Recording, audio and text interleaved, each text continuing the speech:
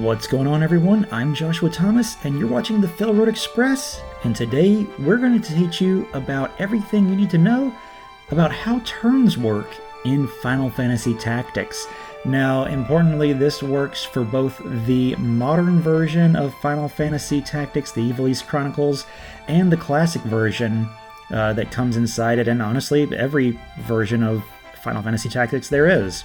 So in order to learn about how turns work in Final Fantasy Tactics, you also need to learn about CT, or charge time. The CT gauge is the gauge that appears below the HP gauge in combat, and it uses what we'll refer to in this video as secret turns, or as others might call it, clock ticks. But in this video we're going to call it secret turns because ST and CT is better than, clock turns, which is also CT, which would just be confusing. Anyway, a character in Final Fantasy Tactics, whether ally or enemy, gets to move when their CT reaches 100. The way that the CT gauge increases is based on a character's speed, and you can view your speed at any time in the game, whether inside or outside of combat, just by viewing statuses, and you can also view that of your enemies. The way that you can view the statuses of the enemies is by pressing the square button for a PlayStation, I'm not sure what keys it is for other consoles,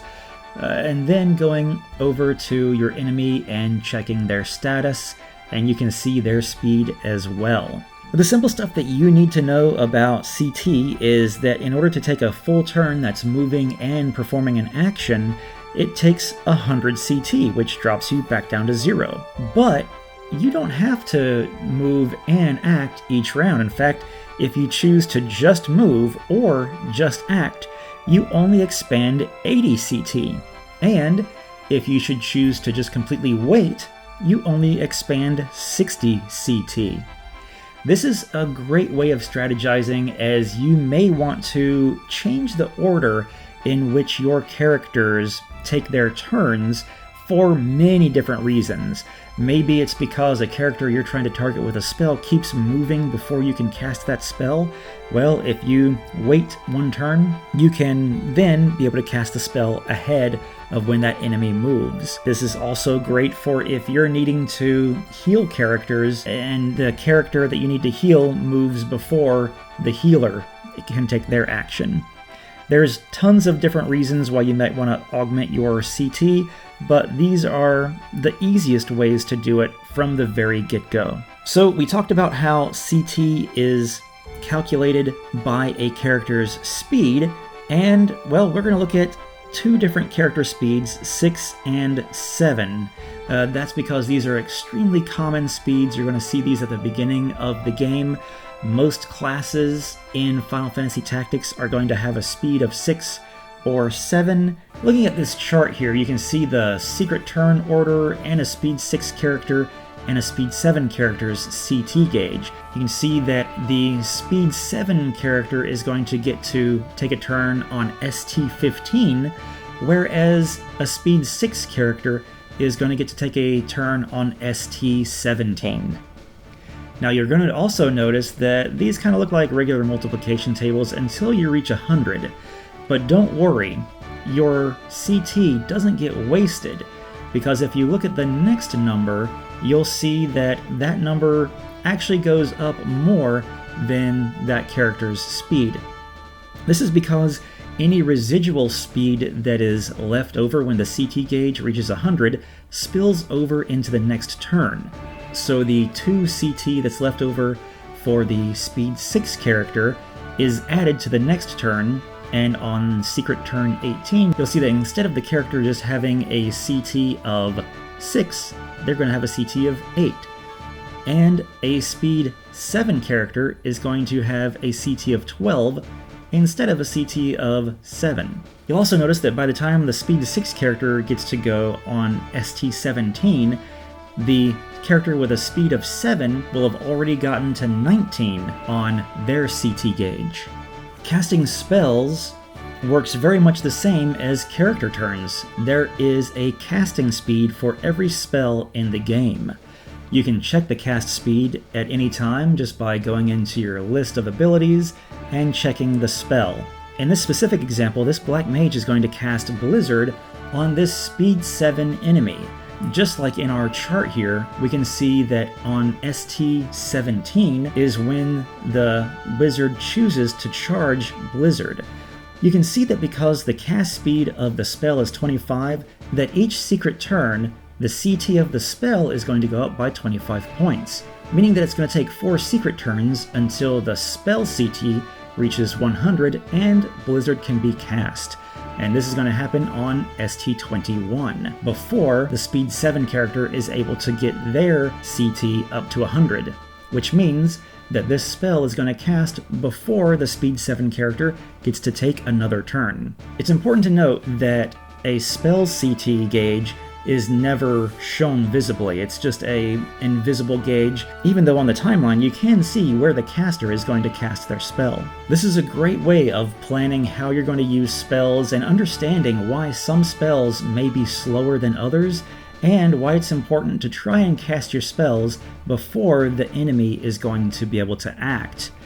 When an enemy is able to act, if you have a spell that is locked on to that enemy may come and stand by your allies so that that spell not only hits them, but hits your allies as well. It's also possible that if an ability isn't able to target a specific enemy and instead is targeting the tile, that the enemy can move out of range of that ability and you'll simply miss. There's several ways that you can augment the speed of your characters and therefore augment the amount of CT that they gain on each secret turn. One of the most obvious ways is to cast Haste with a Time Mage. Haste roughly raises speed by 50%, but it does not show up in your character's stats. Likewise, the Time Mage spell Slow is going to reduce your speed by 50%. Other abilities are going to affect your speed stat directly, such as Tailwind or Rend Speed. Tailwind is going to increase your speed by 1, and Rend Speed is going to reduce speed by 2. That's a Knight ability. You can also check your stats and you can visibly see that your speed stat has increased or decreased when these abilities are used, or you can check the enemy stats if you've used them against an enemy. This can greatly turn the tide of battle, as you can reduce a Speed 7 character with the Rend ability to Speed 5, which is going to greatly reduce the number of turns they get to take. In this example, I'm going to use Rend on this goblin whose speed is naturally a 6, so after we've successfully used Rend, you can check his stats and see that his speed is now a 4, and you'll also notice that in the modern version of Final Fantasy Tactics, his turn order has been greatly reduced. So multiple characters are going to get to take multiple turns before he gets to take a turn. It's also important to note that characters that have higher speeds than others will eventually, if the battle lasts long enough, get to take 2 turns, while the other characters don't get to take any turn at all. It's almost like lapping a character in a race or something like that. Other important things to note about CT is that there are abilities that are so slow that it can actually take multiple character turns to use them. For example, if you cast a spell that has a very low cast speed, it's possible that your character's next turn could come around before the spell has finished charging.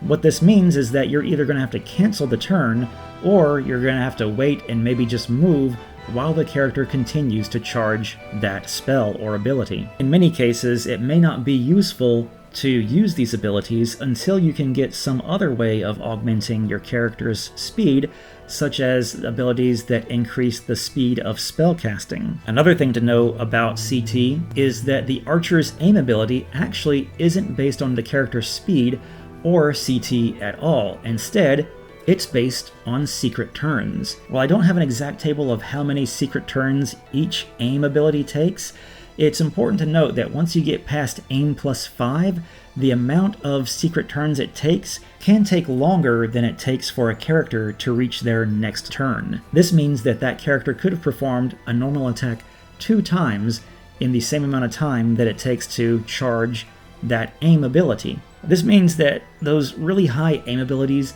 really aren't worth it, because since they're based on secret turns, you can't make them any faster, and it may be better to just not use them at all. It's important to note that in the enhanced modern version of Final Fantasy Tactics, many of the jobs have been reworked so that many of these abilities, even aim, are more viable.